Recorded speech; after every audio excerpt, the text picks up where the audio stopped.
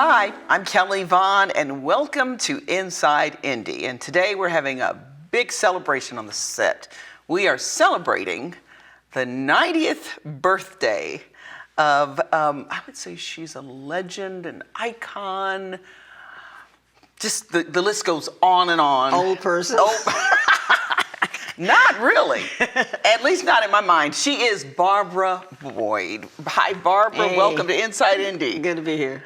Man, what an honor to have you here. And I say that because, you know, being in journalism, when you talk to your peers, it makes you nervous. No, it does. Yeah, like, am I doing a good job? We know not each other. You nervous about me? No, I don't think so. So pleased to have you here. You did just celebrate your 90th. Yeah, just did, and had a nice big party. Yeah, tell us about the big bash. Oh, I want to know about that. We had about 300 people, and had full dinner. We served dinner, and we had dancing, and Reed Duffy, as you know, used to be with us at Channel 6, roasted me. And my kids they got up and said something. Brian, Darren, and Karen all said. Now I thought my kids were gonna say something. My mama don't cook. My mama can't cook. But they just gave glowing reviews about their mama. I guess they had to. Okay. But and then there are several people that have really affected my life over the last however long I've been here, and I gave each one of them one award because, like I mentioned, one of my friends, I'm a link. And there are 5 of us that always sort of are together. We call ourselves the Fab Five. And each one of us, when we started, all of our husbands were living. They all have deceased in this time. So we've just sort of stuck together and support one another. And one girl, when Ted died, calls me every day still. And just, how you doing, what's happening? And each one of us have had some kind of problem, and we're always there for one another. And so they received an award, and nice. Good friends of the family have. Tony, my friend, they've just been helpful to help me this new process in life to go on. And I think, they say, husbands and boyfriends leave you, but friends are always there. Yeah. And I truly believe that. And Preach. So, Preach. Come on the show, preach today. So take us back when it all started. And of course, you are the first African-American female to anchor news in Indianapolis television. So take us back. What year was that? How did it all 1969. 69. And it was just a fluke. Luck and timing. I got a phone call that was intended for someone else. And they said, we're looking for someone to, for television. And I said, well, honey, if you're looking for a star, here I are, jokingly. And so he said, well, are you serious? And I said, yeah, what do you want me to do? So he said, just do a little 5 or 6 minute vignette on anything you'd like. Well, I'm office manager of Head Start. I helped open the Head Start program in 1965. Wow. And so they sent out a crew. I did a little walking stand-up. Didn't really know what that was because I seen it on TV. So that happened, and then I had to go on the set like this and at the desk. And so before I go up, I'm sort of standing there. I'm shivering. So I said, "Oh, Miss Boyd, don't be nervous." I said, "Honey, I ain't nervous. It's just cold up in here. It's cold. Keep the cameras all cool, right, but it don't keep you." Yeah. And then it came today that I had to go before the big boys. Uh-oh. Now, you got to know I'm not really concerned about this because I don't care whether I get the job. Because I'm making big money. Yeah. I'm making $10,000 a year. What you say? I don't care. So the question goes on. I'm just giving little flip answers. And when February 10th, 1969 rolled around, I had a job. Now, there were 8 African-American women that tried out, including the lady that they initially called. And they, too, were auditioned. And, okay. When that February 10th rolled around, old Barboo had the job. Barboo. They call you Barboo. Barboo. I had a lot of names. Barboo, Big Leg Barboo, okay. Barbie.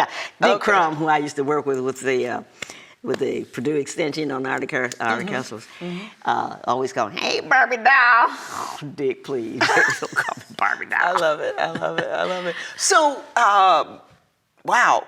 So what was it like back then, though, in '69?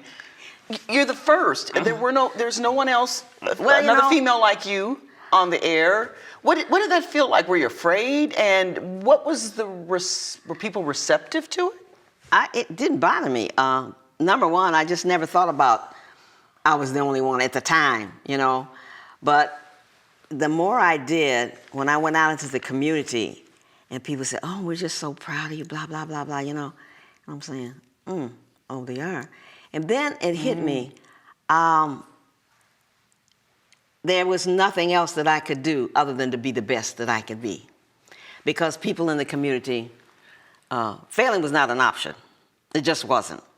And people in the community, the black community, were depending on me to do well.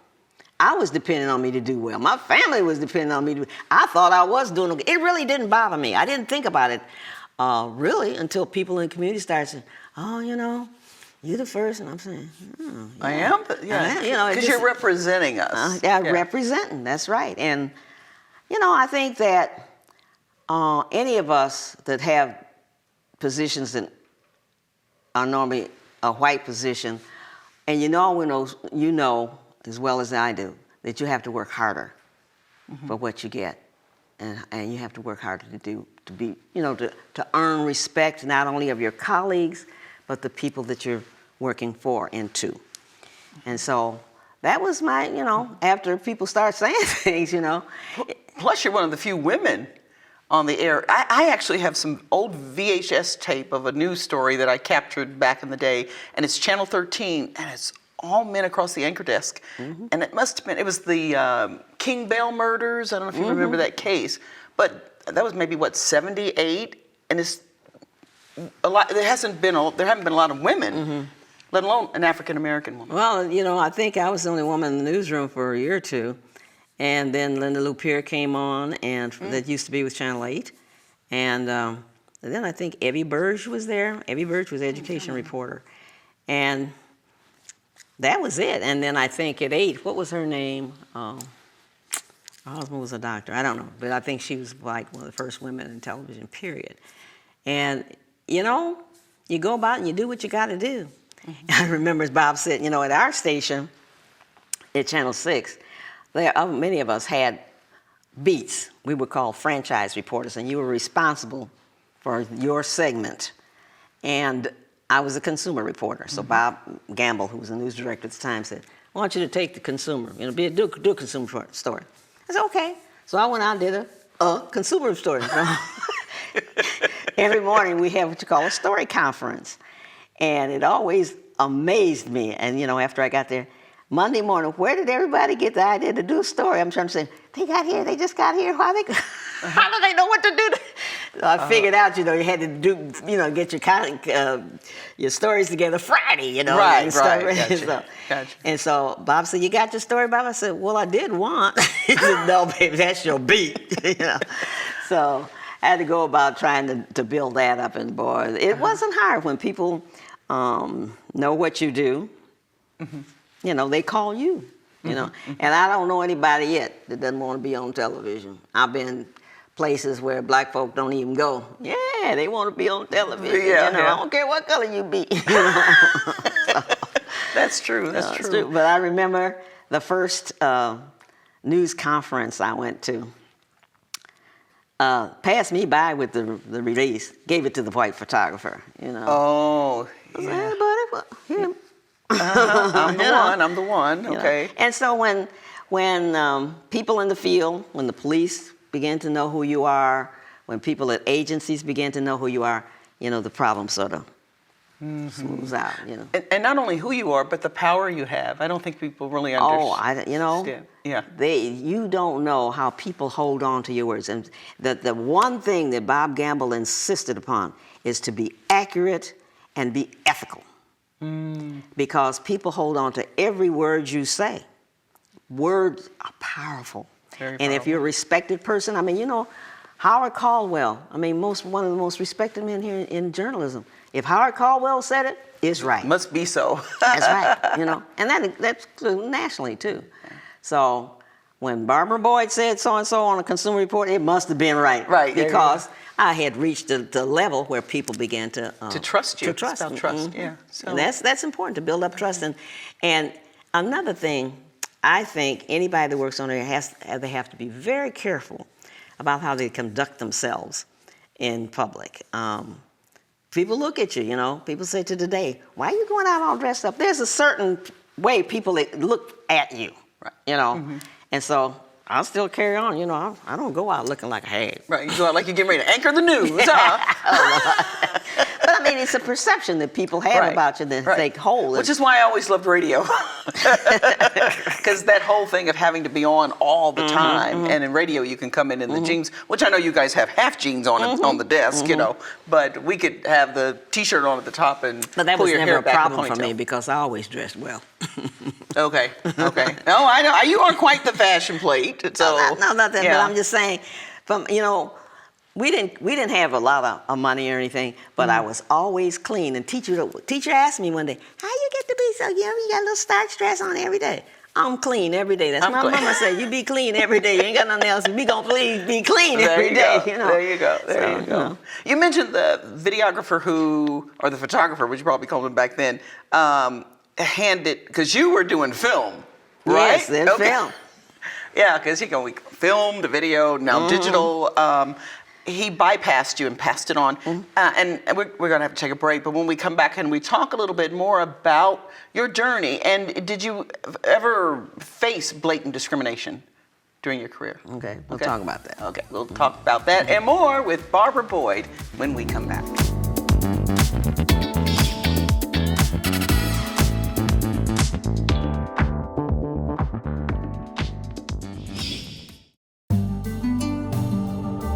Last year, Habitat for Missions flipped houses to build a trade school in Uganda for orphans, to expand another school in India for little girls that were at risk of industrial or sexual slavery.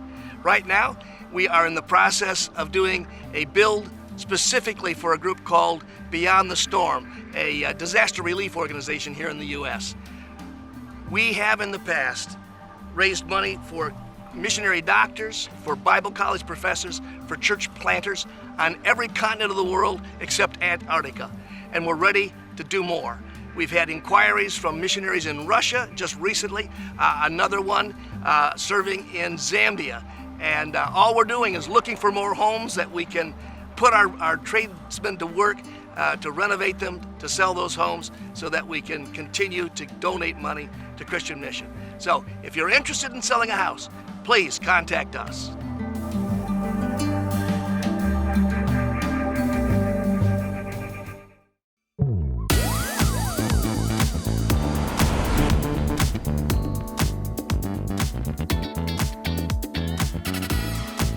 And we're back here on Inside Indy, and we're having a one-on-one chat with Barbara Boyd, the first African-American female on the news here in Indianapolis on television.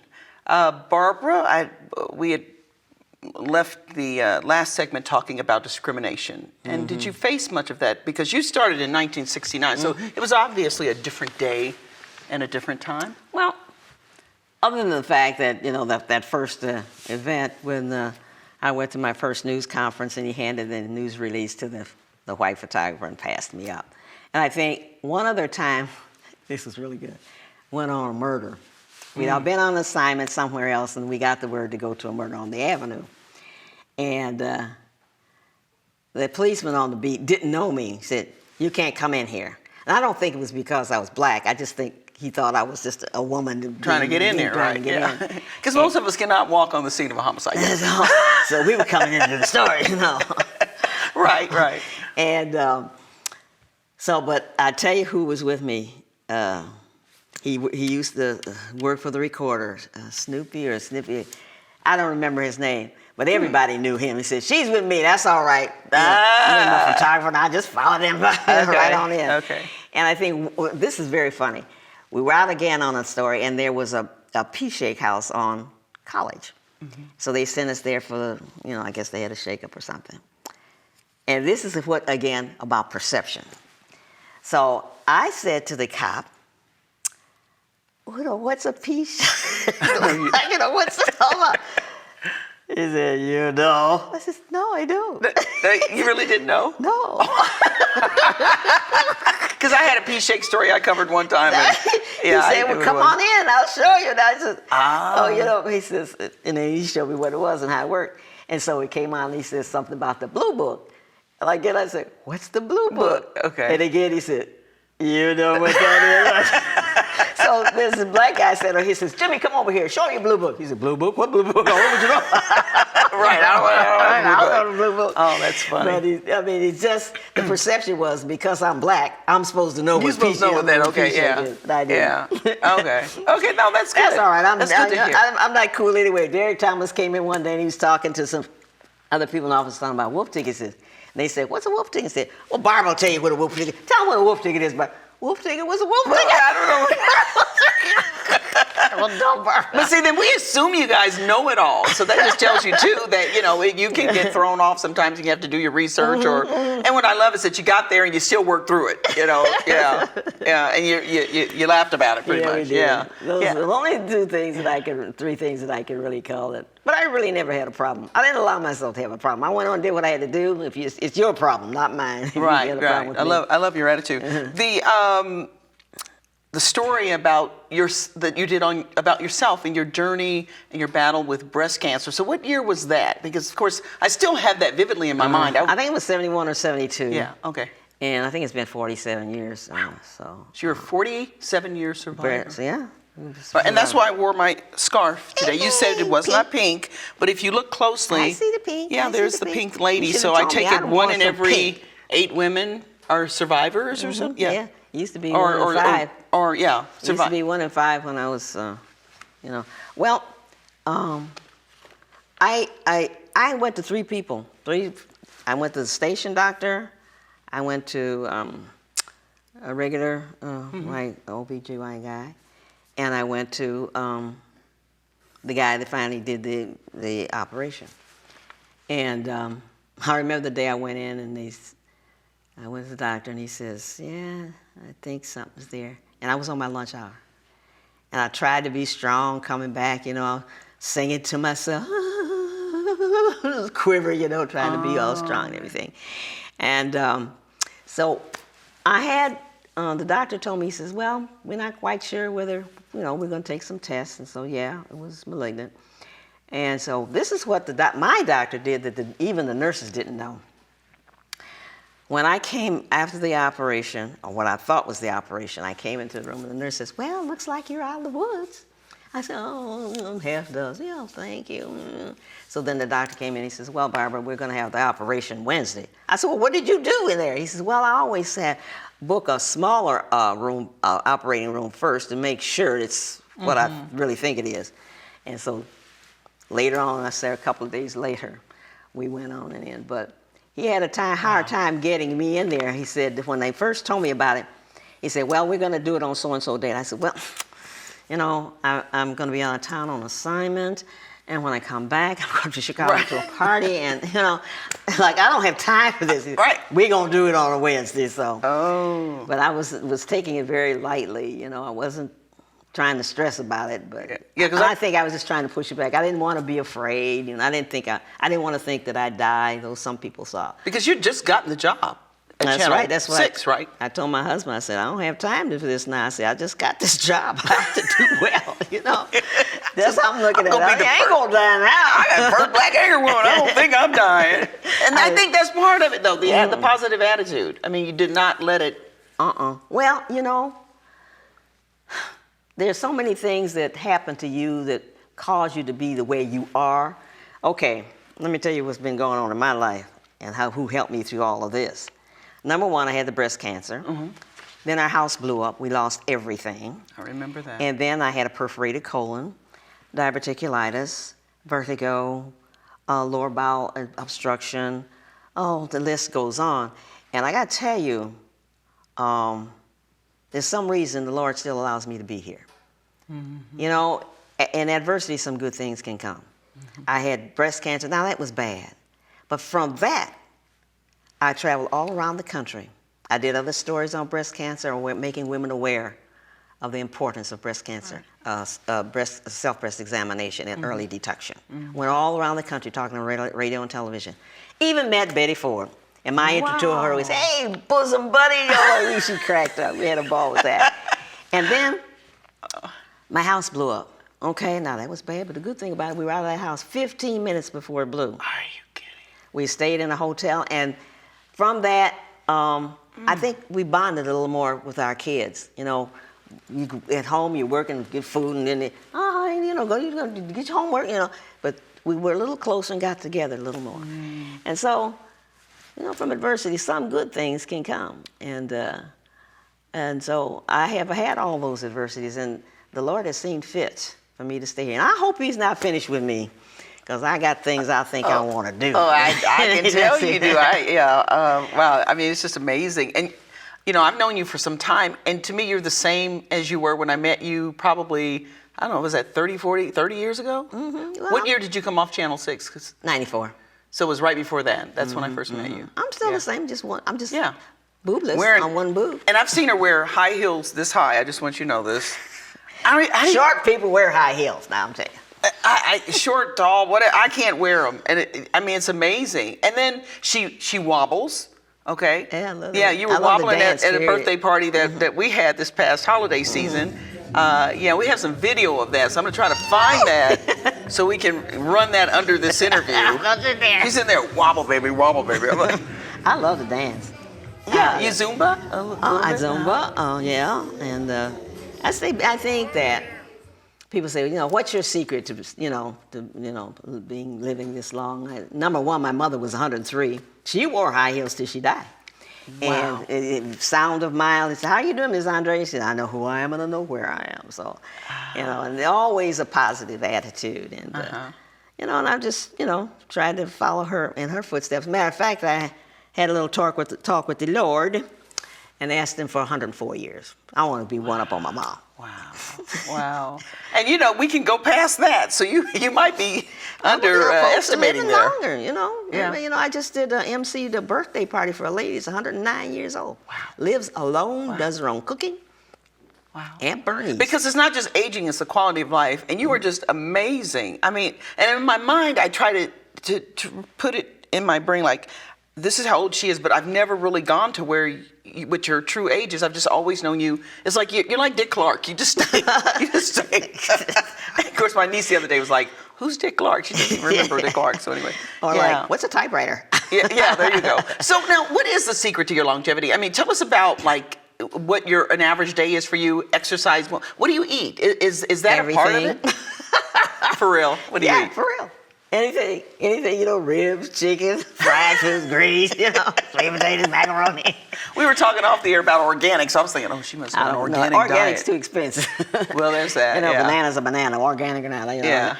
I don't buy organic food. No, I just, my mother always had 3 things on the plate. Okay. We had a vegetable, a starch, and a meat, and a dessert. It was always Jell-O with whipped cream on the top. And I always try to have 3 things on a plate when I cook. But I don't do anything special, I don't go out of the way. My daughter's a vegan. Now, where she got that, Karen. I don't know. Karen, she's been a vegan for over 40 years, 30 years. Wow. And I just like to eat good, I try to eat my veggies. I munch on a carrot or 2 now and then, but and I don't drink a lot of pop. I like beer.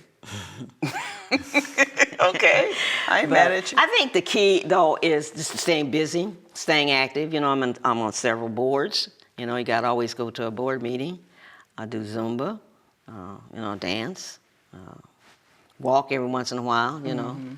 But and just staying positive. About things. Negativity. I try not to even be around negative people. You start talking stuff to me, I don't want to hear it. Go somewhere else and do that dirt somewhere else. Just staying positive is it, and staying busy. I think staying busy is the key. Something. Always have a project. Okay. And we just got about a minute left. What about coming back to television? Oh, I like to do voiceovers. Television's too hard anymore. You have to do too much. They don't look like they're having fun to me. And I mean, if you look at it, you've got news at 4 in the morning, noon, 5, 6, 7, 11. Sometimes you have to write for 2 or 3 stories, whatever the producer wants. Right. You have to write for the web. Right, there is a lot, yeah. Yeah, when I worked in radio, it's like, I got to do the website too. And then they want reporters to write, edit, and shoot. Or they want the video. Yeah, the videographer is now taking the All reporter's three job. roles in one, so. Well, it's been a treat having you here and just talking to you and learning about you and stealing all your secrets from you. Because I'm telling you, I actually think about you sometimes. I go, man, I hope I make it that far. And I made it. I kind of like when I grow up, and I know I'm already growing, I want to be just like Barbara. Oh, shut up.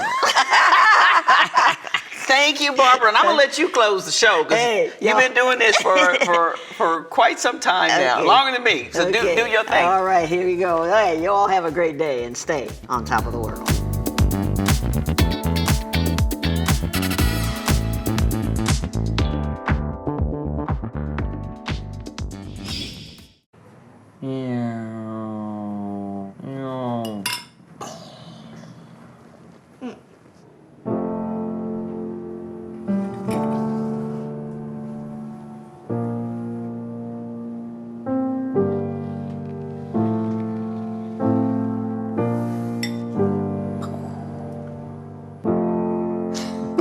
Visit aarp.org/caregiving for information on how to provide even better care for the person who wants to care of you. Well, Thomas, you've got prediabetes.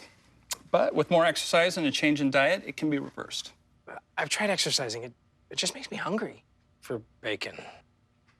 I love bacon, too. And who really likes to exercise? Not me. Me neither. Nobody. So we're good? What? Oh, you still have prediabetes. Big time. Being prepared is a part of who you are, but it's especially important in the case of a disaster. Be informed about possible emergencies in your area. Make a plan that covers where you'll go in an emergency. Build a kit with the things you need to survive. There's no one more capable of planning for your situation than you. Start your plan today. Go to ready.gov/myplan. Hey, let's check out this park.